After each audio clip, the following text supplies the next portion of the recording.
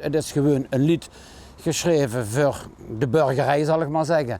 En ja, toen dat tijd werden nog niet zoveel liederen in het dialect geschreven. Want allemaal die bundels waar hij in voorkomt, ja, dat is allemaal Nederlandstalig. Wat veel mensen niet weten is dat Belgisch Limburg hetzelfde volkslied heeft. En dat de bekende passage...